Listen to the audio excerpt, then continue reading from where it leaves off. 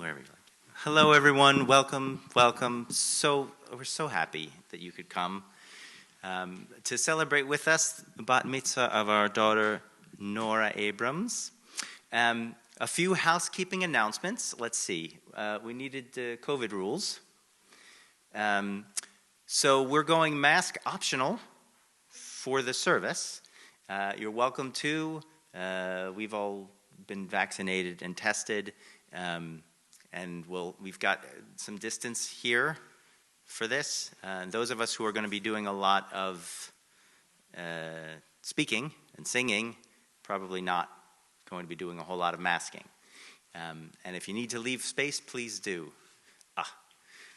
Great timing. We just started. Pick up papers in the back, one of each. We wanted to welcome everyone. It's been a few years since we all got together. I think for some of you, it's been since Miranda's bat mitzvah, which is now 3 years ago. Some things have changed. For example, I need these now. And there was a pandemic. But it is a true joy to get everybody together again. I want to talk a little about what to expect. And I'll start by talking about what not to expect today in our bat mitzvah celebration. This is not your mother's bat mitzvah. On the other hand, for many of you, your mother didn't have a bat mitzvah.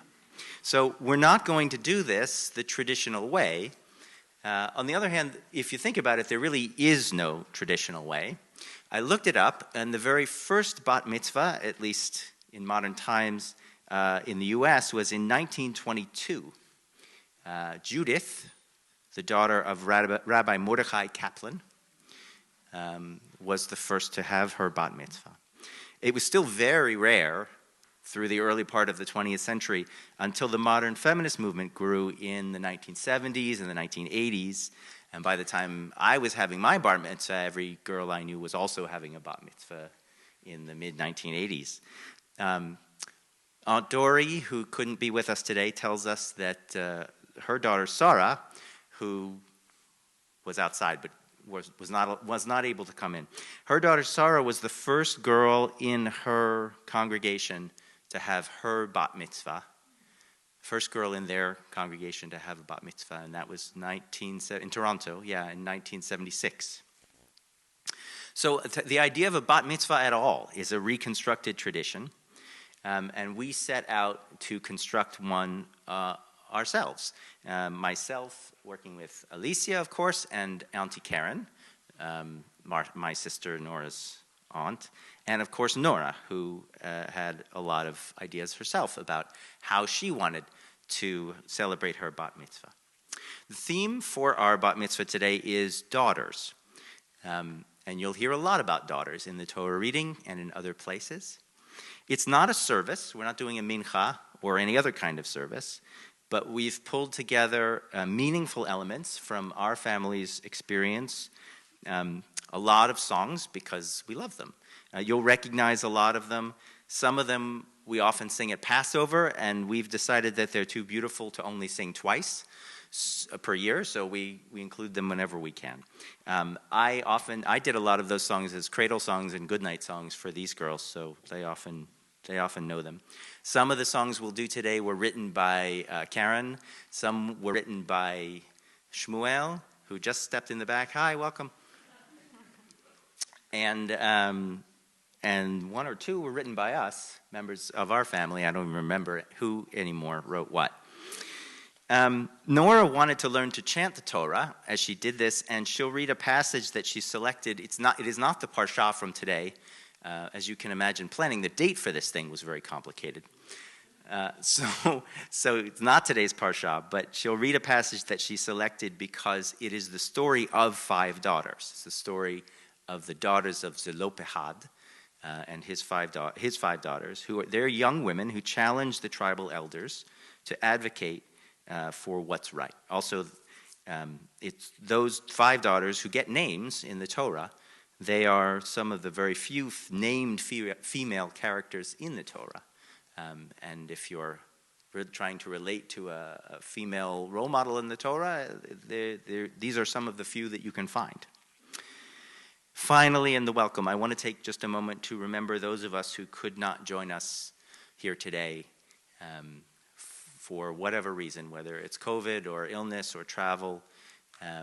We remember them fondly, and we think of them and wish they could be with us together and hope to see them again soon.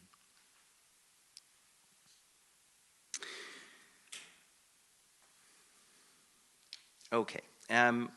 Let's do some more singing. So the first one is, the paper. So just to follow along, you have here you have this sheet, that's the program. This gives you roughly where we are in our ceremony and how much time you have left.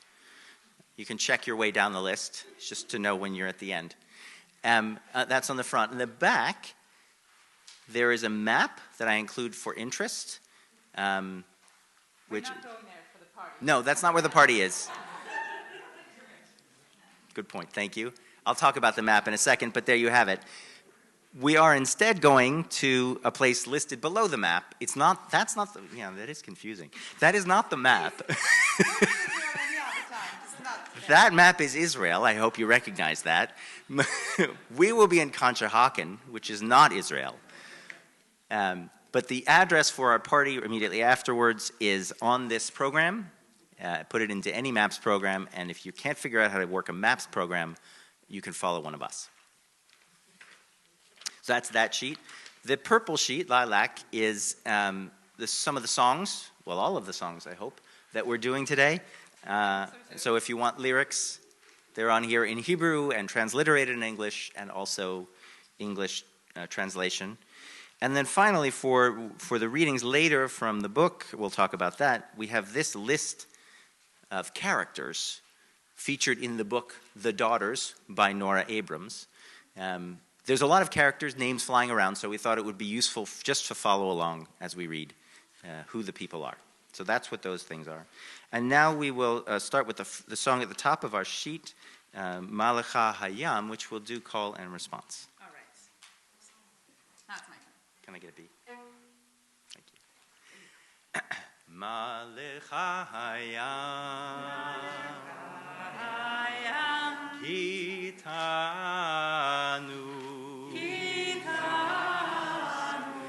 Hayarden,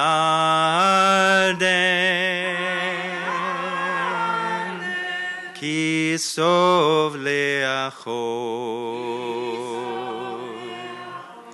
Heharim, Tirkedu Chielim, Givaor,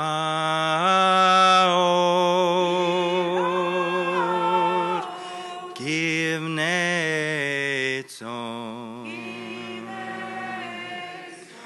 Milifnei Adon,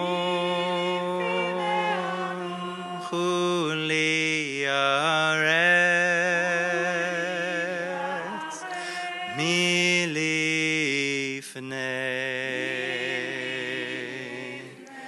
Elohai Yaakov, Hahofchi Hatzur, Hagamayim,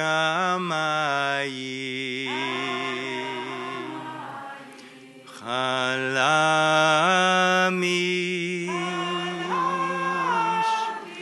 Lemaino Mayim.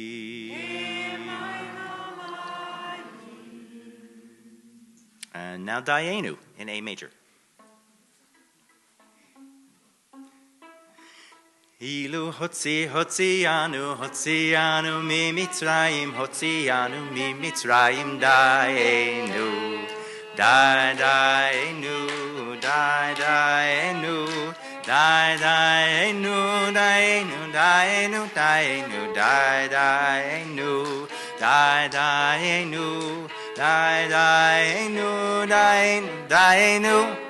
Ilu natan lanu et hashabat, natan lanu et hashabat, Dayenu, Dainu, Dainu, Dainu, Dainu, Dainu.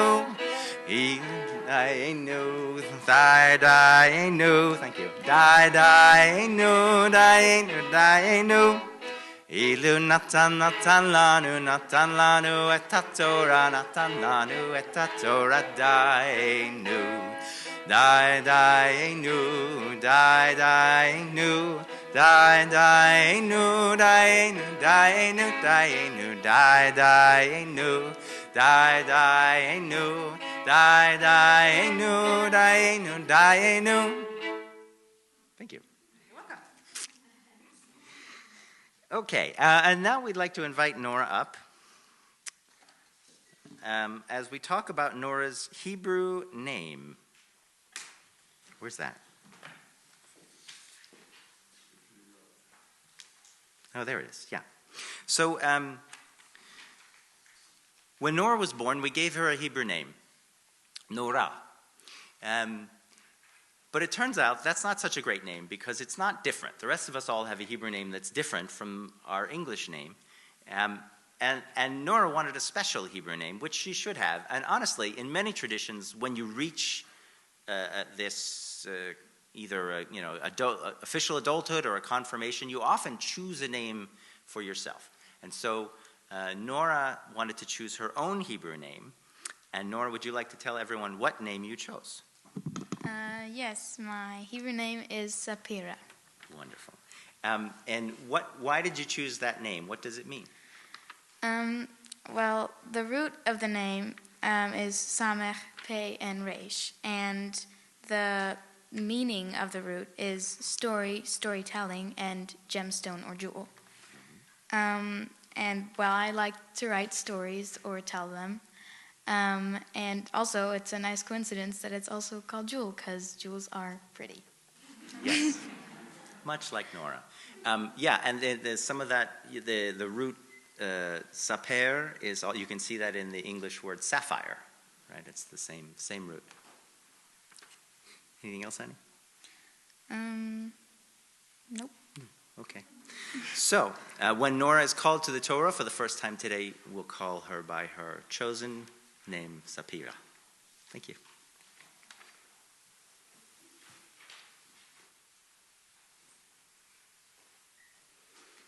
Oh, okay. So next, Nora's parents will present her. Sorry, I thought you were done, but you're not. We'll present Nora with a talit, bought special for the occasion. Where did we have that?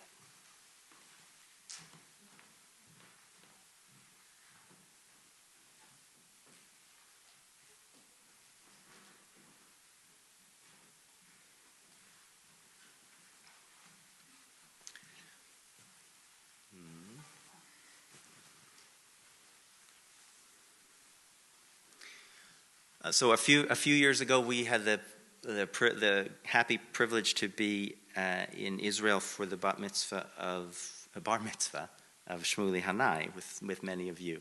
And while we were there, we took the opportunity to stop at Gabrieli Weavers in Yafo, in Old Yafo, and we picked up talit from the same place where I got my talis in 1979, when my family went to Israel for the bar mitzvah of Shmuel Levine. Same weaver, same location, except they've moved and it's the daughter or the son now. So not same location. But the same idea. But almost. Same. Nora, would you want to repeat after me to say the blessing? Baruch atah Adonai. Baruch atah Adonai. Eloheinu melech haolam. Eloheinu melech haolam. Asher kitshanu b'mitzvotav. Asher kitshanu b'mitzvotav. Lehitatef batzitzit. Lehitatef batzitzit. Well done.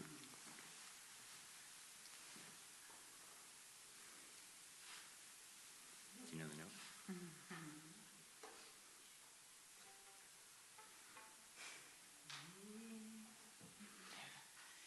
Yisimech Elohim ki Sara Rivka Rachel Leah Yisimech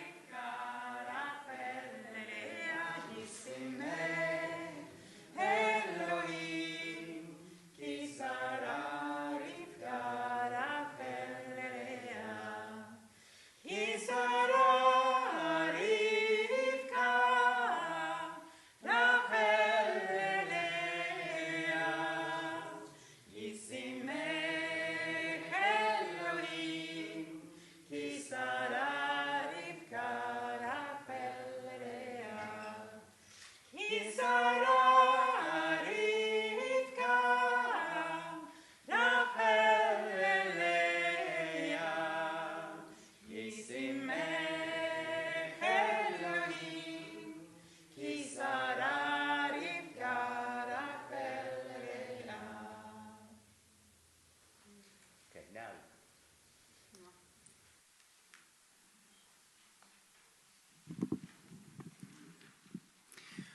So our next song, is this on? Yeah, good. Our next song is a new one. Birkat Ha'ilanot. Well, the lyrics aren't new, but it's a tune that we composed, our family composed in the car. On. Oh, not this. Okay, now you tell the story. No. He's got it all mixed up. This one, Karen and I wrote, years ago for a Pesach ceremony that we had. I don't remember what year, but it was about tree blossoms, so right time of year.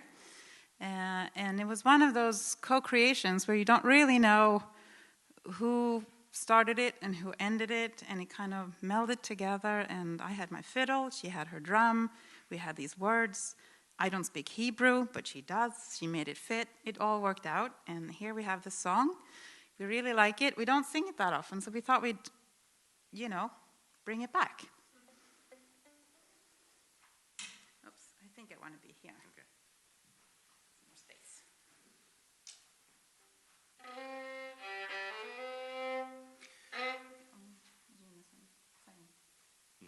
Okay.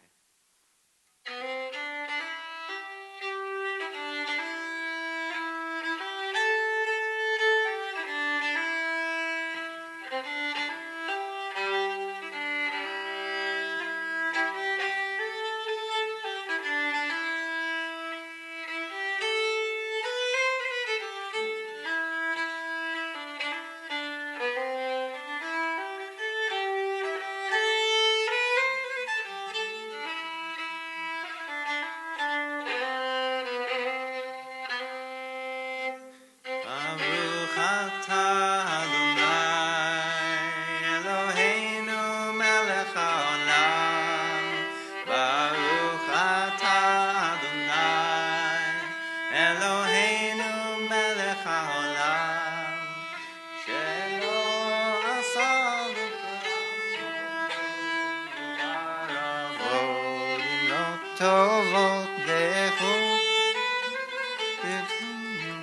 Sorry. Bnei Adam, Baruch atah Adonai, Eloheinu melech haolam. Baruch atah Adonai, Eloheinu melech haolam. Shelo chisa be'olamo klum u'varavo.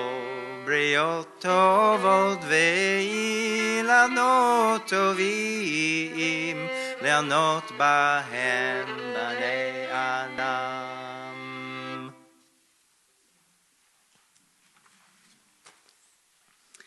Lovely, thank you.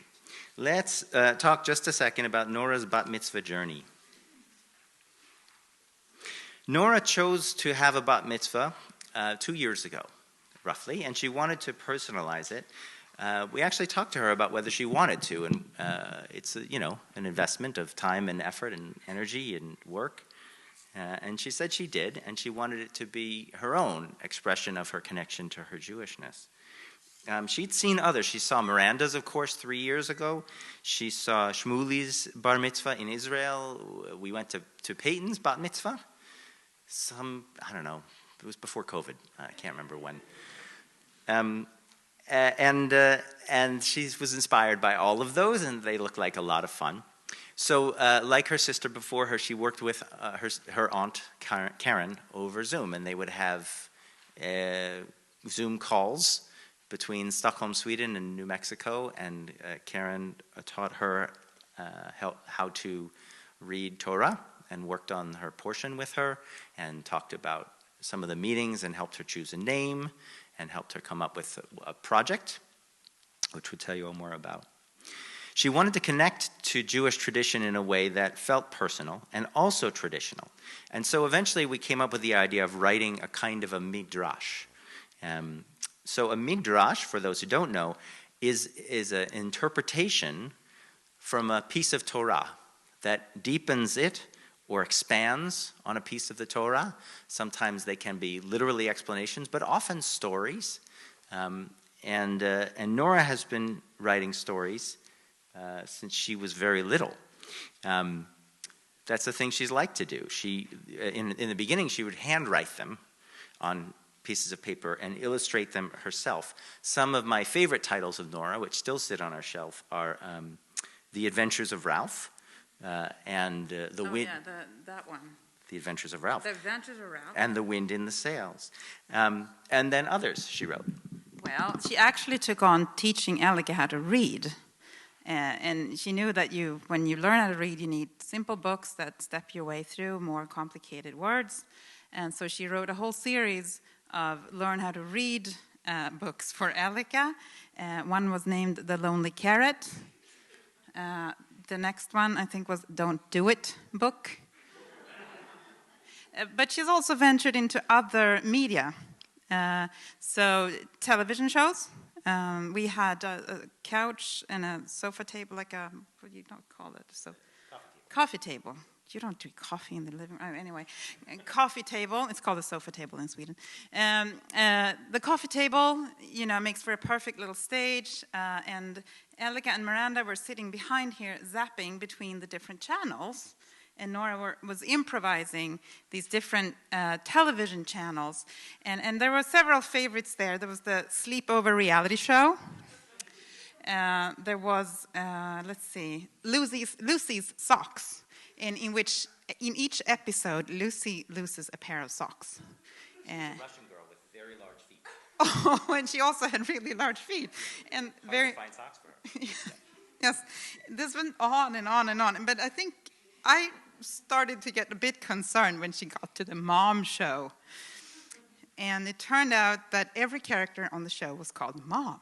And the whole dialogue was, Mom, Mom, Mom, Mom, Mom, Mom. That was the whole story, and it was eerily realistic.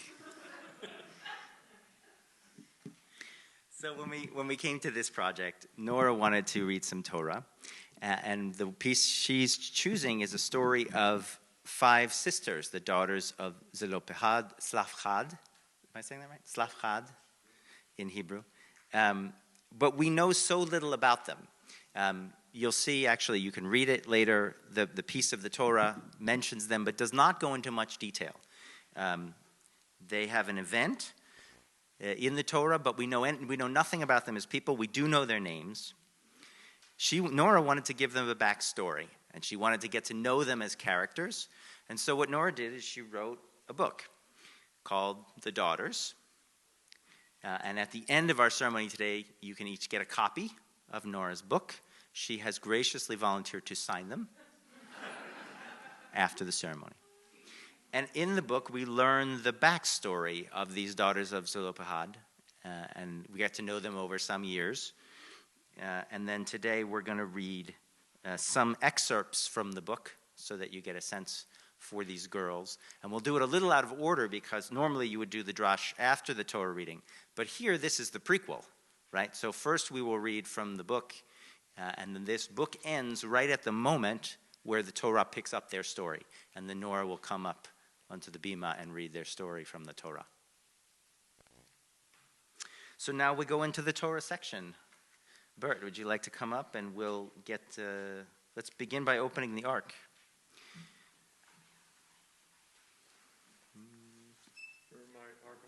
Yes, with your shuttle.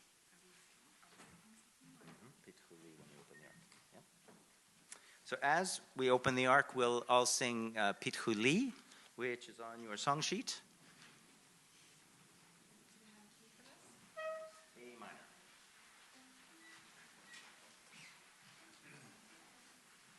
That's it.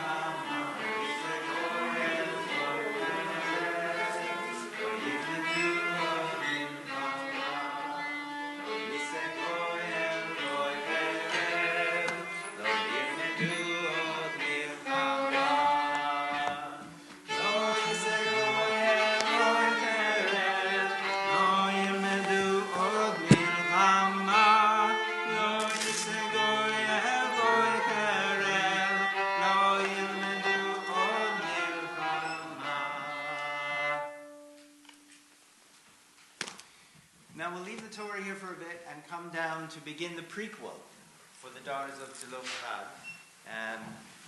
You don't have the book yet, so you're just going to have to listen. Oh, sorry, honey, I should tell. I volunteered to tell people a little bit about I'm supposed to tell people about how the book starts. Yeah.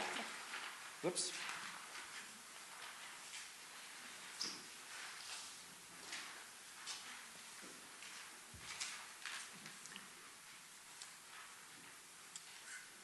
Okay. Let me just tell you a little about the setting for the story that Nora wrote. A long time ago, in a galaxy far, far away. Sorry, no, that's a different story. Okay. At the time of this story, the Jews are wandering in the desert. Near the end of the Hebrew tribes, at the end of their wandering in the desert. We are in the book of Numbers, chapter 27. They've traveled already from Mount Sinai. They're preparing to enter the land of Israel, Eretz Yisrael, from the east, across the Jordan River. That's kind of out of the way. I actually hadn't known that. But they went the long way around and came across the Jordan River from the east, from the plains of Moab. The land they were going to occupy had already been apportioned by tribes in sections. So Zelophehad, who was a member of the tribe of Manasseh, was to receive a section which is on that map that I showed you before, about 20 kilometers northeast of the modern city of Nablus. That's approximately where his section would have been. Scholars believe that this is near the area of the site of Tel Farah. It's an archaeological site in modern times. Zelophehad had 5 daughters and no sons, the Torah tells us. We get their names in the Torah and little else. Nora imagines the rest. So we have Machlah, who is 17 years old at the time of the story. Milcah, also 17, are 2 twins. Hagla is 15 years old. Tirzah is 14. And little Noah is 12 years old. She gave their mother a name, Gail, also, is in the story. And Miriam, Moses' sister, who many of you may remember, is a longtime friend of Gail's and an auntie to the girls. And now Nora, the daughters, chapter 1.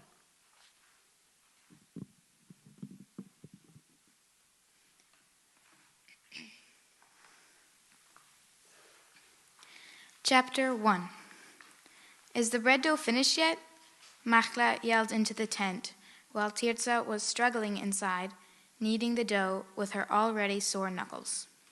Well, sort of, she hollered back. Noah stuck her head in through the fabric opening of the tent from where she was sitting and looking for a big flat rock on the ground with Hagla. She looked suspiciously at Tirzah. How long does that actually take? Noah said. Tirzah looked at her desperately. Please don't tell Machlah and the others, she said, showing her younger sister the ruined and dry bread dough in her hands. What have you done to it? Noah exclaimed, screaming especially loud on purpose. Hagla stuck her head in through the opening too, after hearing her younger sister's screams. Tirzah, she hissed. Shush, Tirzah cried at her sisters. But it was no use. Machlah and Milcah had made their way over to the disaster, and both bellowed at once. Tirzah! Milcah picked up the old tray with Tirzah's bread dough, holding it up to her twin sister. And Machlah put her finger in Tirzah's face, saying, Don't you remember us all deciding that this dough should be finished before the meeting, so that it would be able to bake in the sun and be ready when we're back? Yes, of course, I remember that, Tirzah replied anxiously. But I just messed up. Machlah sat herself down on the dirt floor, sighing dramatically. Milcah put her hand on her younger sister's shoulder and said, Well, we can't be late. What? Tirzah answered, entirely losing herself in the conversation. Late for what?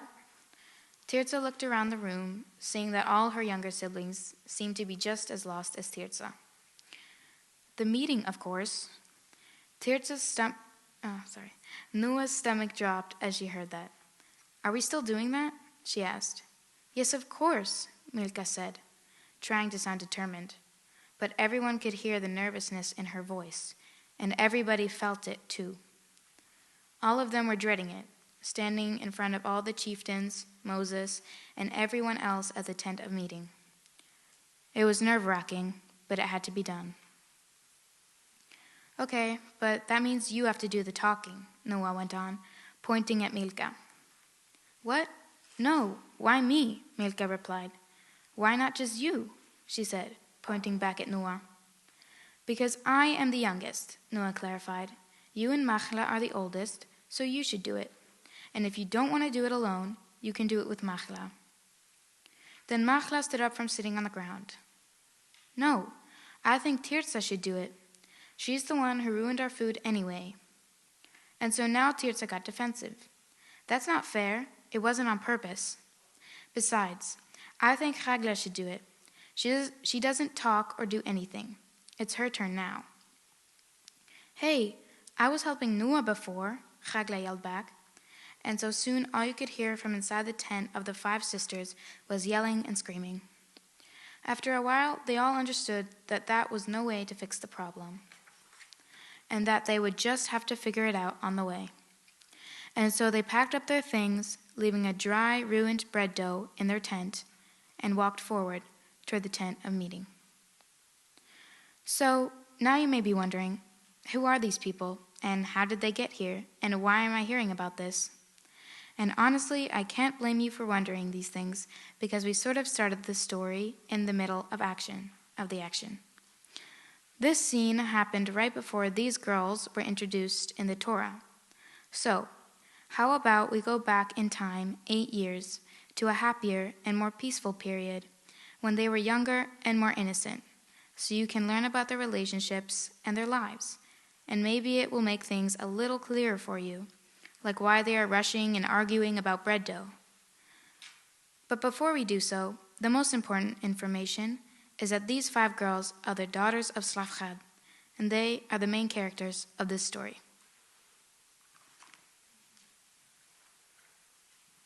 Thank you, Nora. We're not going to read the whole book, of course, but we are going to read excerpts. Elika, please come up and continue with chapter 2.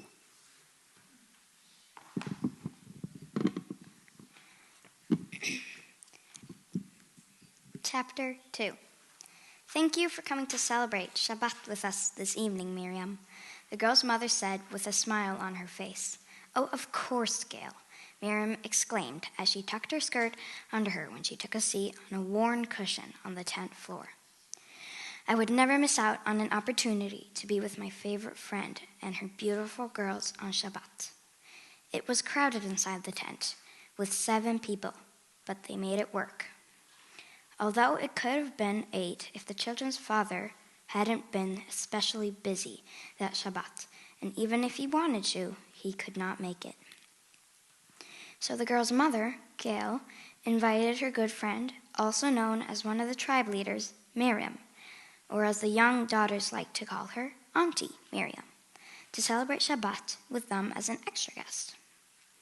The 2 youngest, Noah and Tirza, who at the time were only 4 and 6 years old, had to sit in the laps of Machla and Milka so that they were contained and would sit still, because running around the fire was far too dangerous. And after the prayers, Gail made sure to teach the girls exactly how she had baked and braided the challah that evening. And Tirza watched closely. And after the yummy food, they listened to Auntie Miriam's stories, but all the things both her and their mother had done and seen and lived through, years before any of them were born. And all of them were especially in awe when they heard how they one day might do those things too. They played and sang and they told stories all night, right by the warmth of the fire. And they enjoyed nature's sounds around them and admired the starry night sky when it got dark. And although all 5 girls fell asleep in the lap of a loved one that night, and not in their own beds, they slept with stomachs filled with food and heads filled with thoughts and ideas for the next day.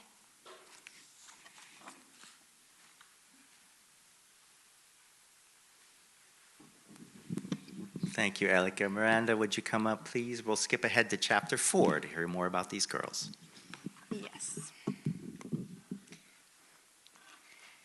Chapter 4. It was Shabbat evening again, but this one many years after the one you heard about before.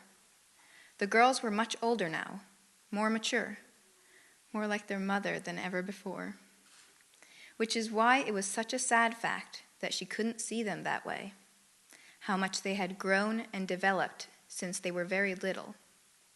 She had seen most of it, of course, and been very proud of her daughters too, but it was just that she wouldn't ever again.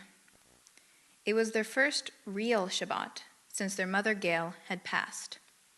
They had, of course, celebrated Shabbat all the other times while she wasn't there, but every once in a while she was still alive, they would make one Shabbat evening extra special. Invite Auntie Miriam over and make it a slightly bigger deal. Dance and sing a little louder and stay up so late into the night. They hadn't done that since she had gone, until now. When the girls' Auntie Miriam stepped into the tent, they were all already sitting nicely in a perfect circle around the fire. No one ran up to hug her and welcome her when she came. No one was in the mood. Even Tirza hadn't dared bake their mother's special challah recipe for this Shabbat, even though she knew it so well she could probably bake it in her sleep. She was too scared to disrespect her late mother by messing up the recipe, even though she was an amazing baker and never once had, although she might have this time because she was so under the weather. Nora was the first to look up when Miriam sat herself down next to the girls on the dirt floor, smiling pitifully. "Shabbat shalom, Auntie Miriam," she whispered lightly with a shy smile, thinking that there was no reason to be impolite, no matter the situation. But before Miriam could answer, Machla snapped at her sister. "Don't say auntie, it's childish and immature." Miriam frowned at Machla. "Well, I don't mind it." But when the tent went quiet again, and everyone looked down at their hands, slumping over and looking distraught, she had had enough. "Girls," she started off, "I know these are tough times. No one can deny that. And it's even tougher when your father couldn't be here for Shabbat again." She sighed. "But your mother would never want her 5 beautiful daughters to look and feel so miserable on Shabbat, especially when you made it so nice in here."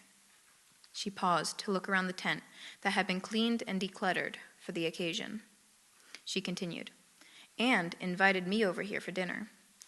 Miriam took a final long breath and finished off. "So I want all of you to enjoy this time we have together, because I will always be here for you, and it is hard, but let us just pretend that tonight everything is just like normal, and that your mother is here with us, because she is. You just can't see her." And at that, all 5 girls burst into tears at once, remembering all those times when they would fall asleep in the comforting arms of their mother by the warm fire at night. And so instead, they curled up next to their Aunt Miriam and said their prayers and told some stories as they calmed down from crying. And although all was not the same as before, all would hopefully turn out all right.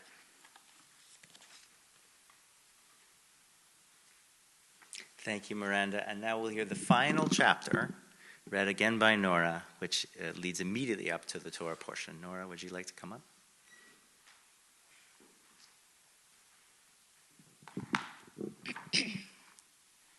Chapter 8. Now we are back where we started.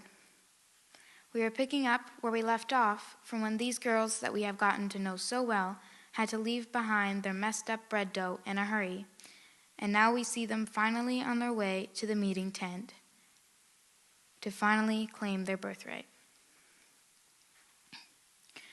The crisp crunch of dry leaves surrounded the girls' feet as they walked along the sandy path up towards the thing they were dreading the most.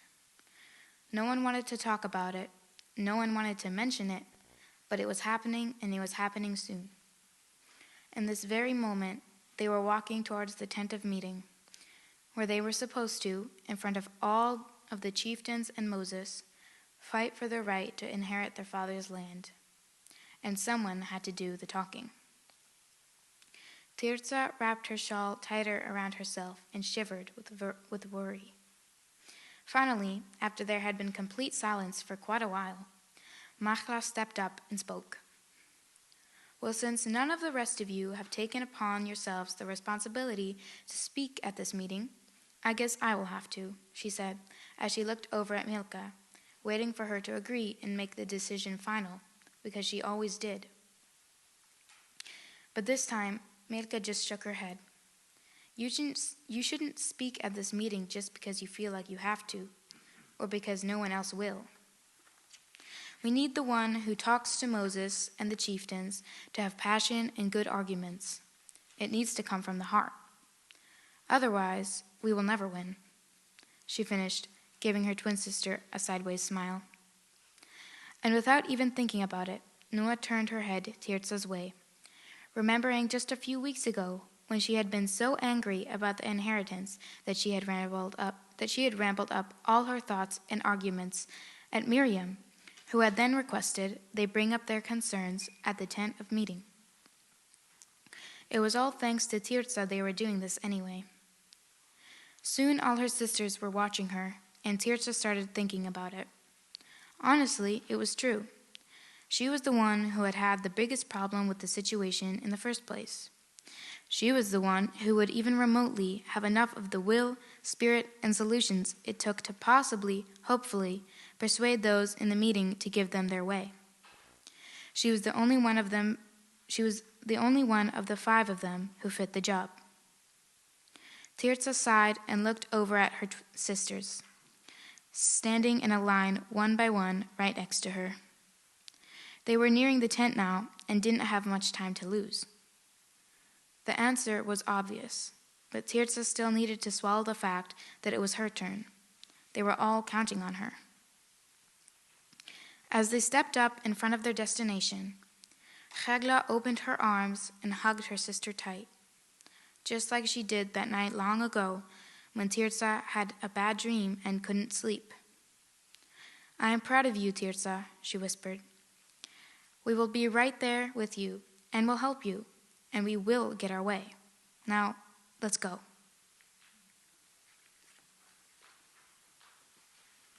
Thank you, Nora.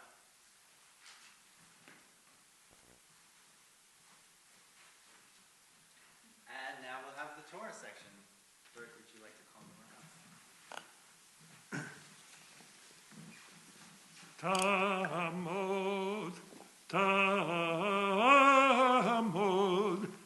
Tamod Bachura Bat Mitzvah Safira Bat Mordechai Zusya Vayelet Chizkei.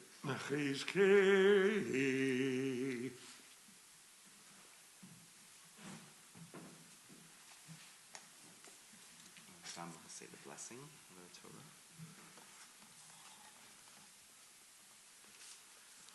The traditional blessing recited before reading of the Torah. Baruch Hu et Adonai Havorach. Baruch Adonai Baruch Le'olam Va'ed. Baruch Ata Adonai Eloheinu Melech HaOlam. Asher Bachar Banu Mikol Hamim V'natan Lanu et Torato. Baruch Ata Adonai Noten HaTorah. Amen.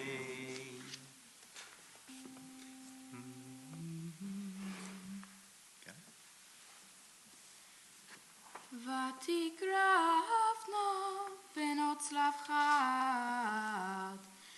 בין חפר, בין גלעד, בין מחיר, בין מנשה, למשפחות מנשה בן יוסף.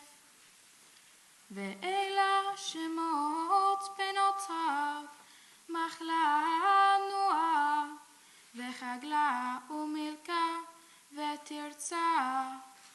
ותעמודנה לפני משה ולפני אלעזר הכהן ולפני הנשיאים וכל העדה פתח אוהל מועד לאמור.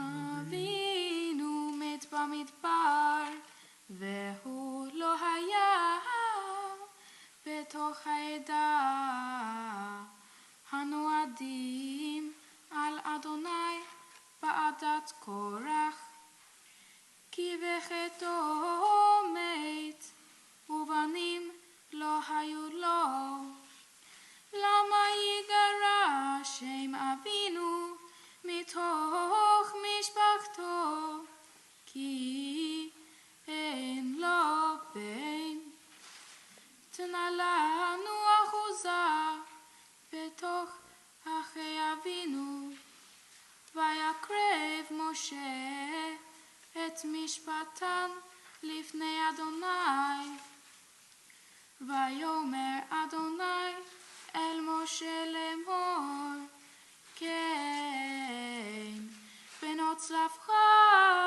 דוברות נתון תיתן להם אחוזת נחלה בתוך אחי אביהם והעברת את נחלת אביהם להן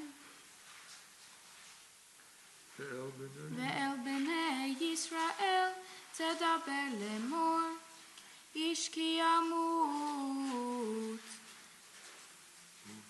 ובן אין לו והעברתם את נחלתו לביתו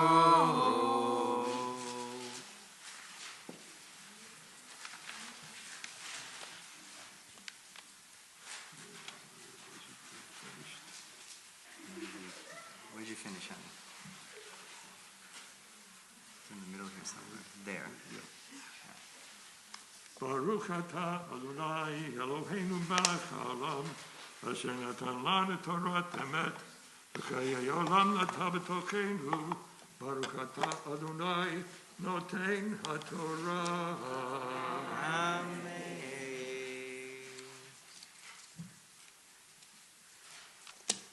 Everybody have candy yet? Toss it.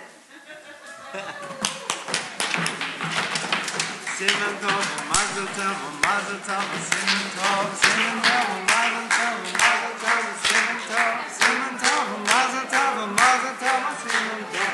Yehelanu, Yehelanu, Yehelanu, Onecho Yisrael. Yehelanu, Yehelanu, Onecho Yisrael. Yehelanu, Yehelanu, Onecho Yisrael. Yehelanu, Yehelanu, Onecho Yisrael. You got to do the Torah first. Yeah. You can put down the fiddle, pick up the Torah.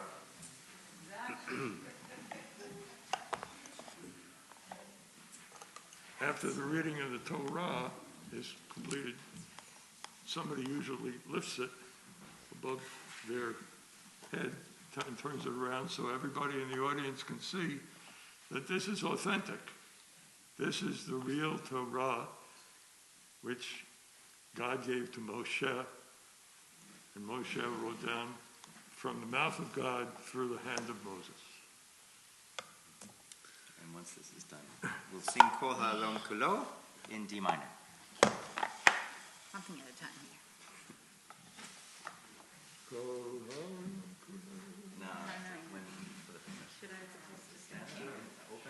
Zot HaTorah shesam Moshe leifnei bnei Yisrael Ani Adonai b'yad Moshe.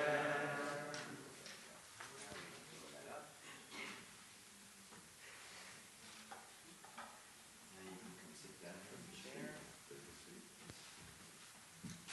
Without tripping on all the candy.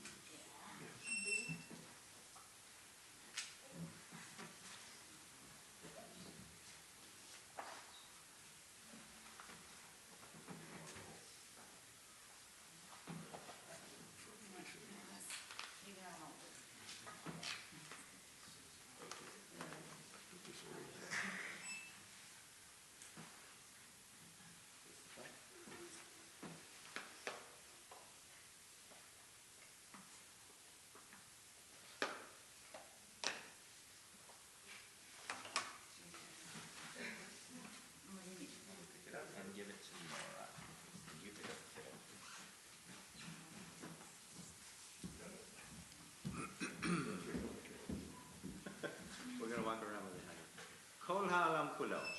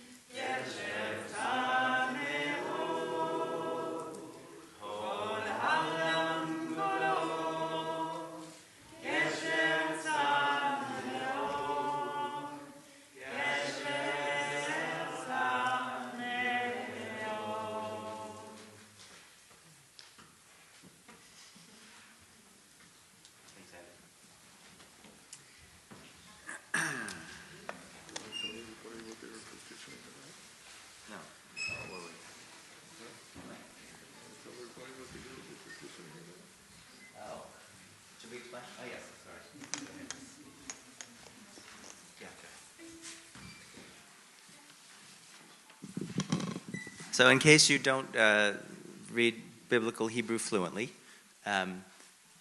in the Torah portion, the girls, the 5 daughters of Zelophehad, went into the tent of meeting with Moses and the other chieftains of the tribe, and they petitioned him because their father had died, and the law at that time was that if the father dies and leaves no sons, then the inheritance goes to who? Someone else. Remember? The father's brother, and then there's a whole other thing. But it doesn't go to the daughters. And the daughters thought that was very unfair. They thought they should inherit the land their land in Eretz Yisrael the same as anyone else. They went in to Moses and the other chieftains to petition, and Moses went to speak to God, and God sided with the girls. So they got their land. In the Torah portion. And now we ask Shmuel, did you bring a guitar? Would you like to play it? Sure. Lovely. We'd love to ask Shmuel to come up and lead us in a song.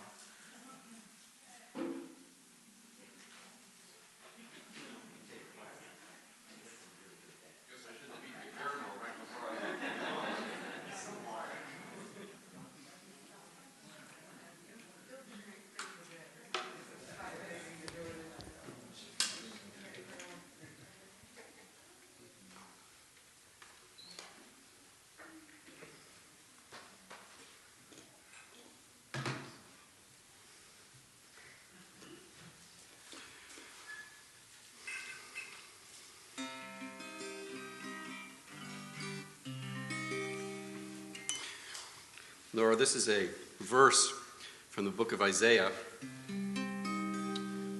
that says, "Raise your eyes and look about. They have all gathered and come to you. Your sons shall be brought from afar, your daughters like babes on shoulders." And it's a blessing that's written specifically to young women from the book of Isaiah.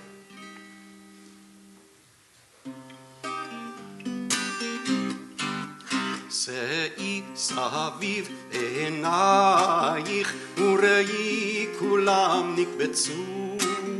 שאי סביב עינייך וראי כולם נקבצו. באו לך בנייך מרחוק מרחוק יבואו, ובנותייך ובנותייך הארץ תאמנה, ובנותייך ובנותייך הארץ תאמנה. שאי סביב עינייך וראי כולם נקבצו, שאי סביב עינייך וראי כולם נקבצו. באו לך בנייך מרחוק, מרחוק יבואו, ובנותייך ובנותייך הארץ תאמנה, ובנותייך ובנותייך הארץ תאמנה, ובנותייך ובנותייך הארץ תאמנה.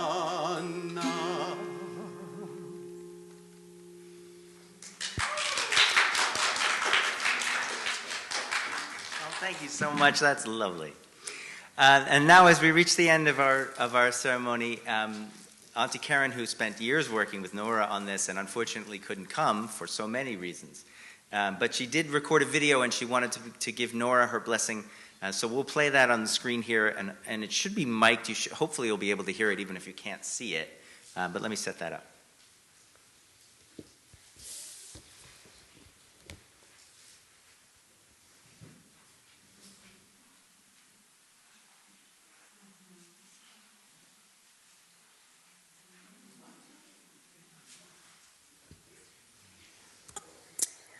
One of my sweetest memories of you, Nora. You were crawling around on the ground. I think that's about all of the mobility skills you had. You weren't walking yet.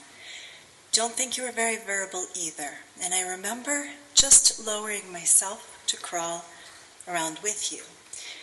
You were curious, definitely reserved, but bright-eyed, looking at this very large person just crawling quietly and kind of shadowing you. And I feel like we checked each other out kind of cat style until we ended in a cheek-to-cheek nuzzling. I would initiate, you'd respond, I'd initiate, you'd respond, and we were cheek-to-cheek like bear cubs. This felt really primal, but also sacred and attentive. And this is how it stands out in my memory with you. This depth of attention, but in the very gentle way. The world of story you have shared with us today and with friends and family many times. This world of story you both enter and build in this gentle but sure, simultaneous way. You step into the world of story assured. I don't notice doubt or second guessing. You're assured in this landscape of story. It's hospitable and safe for you. And at the same time, you are creating it to be even more that, even more safe, even more founded, even more rafters and pillars.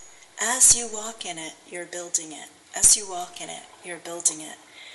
And inside that gentility of a story, your voice echoes with knowing. A voice that is wise and clear. And maybe in the most subtle ways, maybe behind these various and beautiful veils, you do demonstrate who you are in your stories. Realizing who you are may be just budding right now.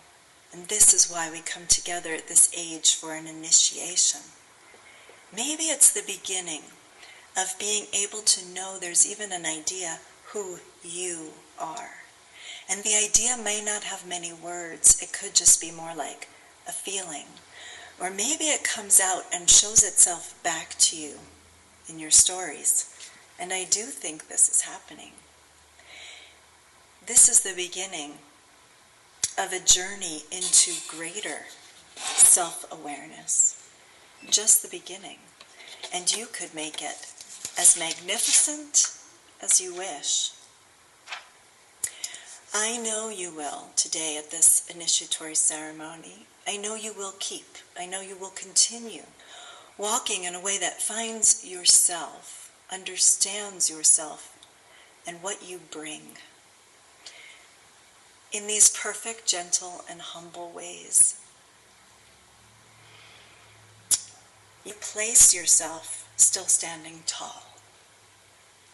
You do communicate worthy thoughts and perspectives, and I'm sure, I trust you will continue only to get those clarities and communicate them. The worthiness will shine even more as you go. You have impressed me often in our lessons, finding your ways to relate to your ancestry, finding the way to stand tall inside of what is brought to you, what came before you, what even brought you into this world. And you've impressed me in learning to relate to this ancient tradition in these times, in this day, in Sweden, between Sweden and Philadelphia. It has really been an honor for me to show you that what you inherit today is yours to write your story within. Right? It's available to you. It's an offering to you. So you inherit something that isn't like a sack of baggage to carry along or one little gem to unpack. It is a whole bunch of gems to unearth and wear them as jewels on your own body, the ways that you choose, like you have shown your whole community today, you and your family can do. This ancient inheritance is available to you. It's an offering to you, and you relate to it the way Nora, fill in the blank, because I don't know the name yet, Abrams does. You learned over this time to read Hebrew. Now this is an ancient language and difficult to learn, and you took on the task to learn the Hebrew, to chant the ancient cantillation. We have discussed together the ancient inheritance of a lifestyle and a spirituality of the people, the Hebrews, prior to Judaism was even established as an institution and a thing or a religion. In talking about those things, you've impressed me with your insights and your ability to connect and understand people, and certainly your story shows us that as well. You now have tools and teachings from what we've shared together to grow this new branch of yourself that we all are here today to see how it will grow, how it will shine, and it will be true to you. And knowing that your new branch grows in your truth makes me very proud and hopeful. So personally, I also just thank you very much for honoring me and our goals together over a long stretch of time preparing for your bat mitzvah ceremony. I appreciate your integrity, and your commitment to see this through to this very day has always been clear and sure. And it does take a lot, and I honor it and thank you for it. So you will be gifted today by many, and rightfully so. May you also always be gifting, and remember that with all that you have received, the education and the training and the mentoring, that the greatness you become is for gifting any way you choose and everywhere you see need. What I would like to gift you, more than a card or a material item that I might still send in the mail, what I would like you to know for sure, and your sisters can know this too, your Auntie Karen is yours to have. And any time you need conversation or perspective, a good listener, some guidance, or to just chat about things, and if you think of me, and if I'm the one you want to call on, you got it. And that is a commitment. So enjoy being celebrated, enjoy your ceremony, and really enjoy knowing that you have, in fullness and in the most honorable ways, you have become a bat mitzvah. Much love. One of my sweetest memories of you.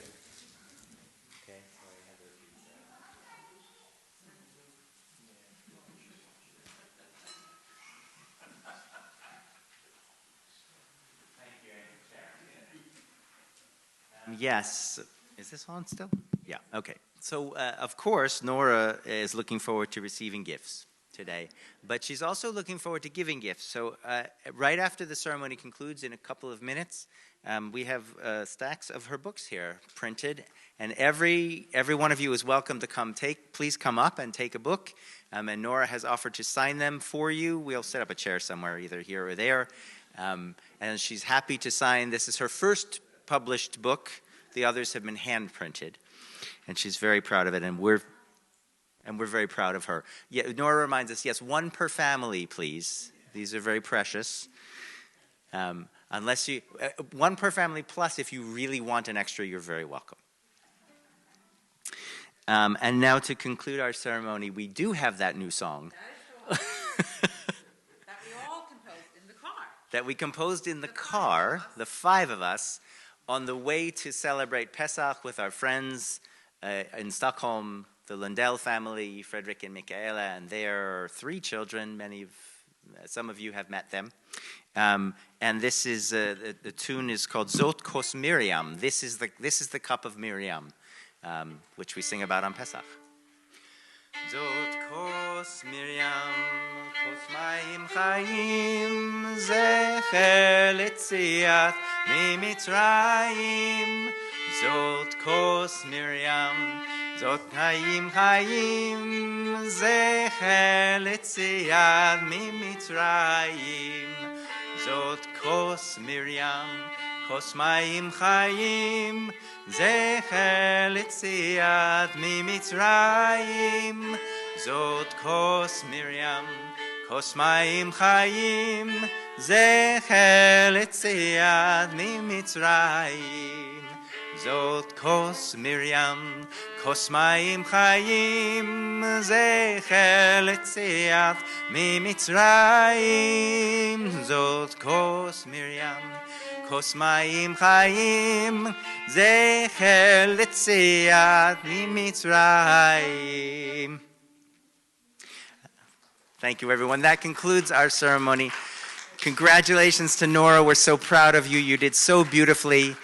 Please collect your book, and please join us for the party celebration. Details to be found on the back of the program at Cedar Grove Barn Community Center, 100 Cedar Grove Road in Conshohocken.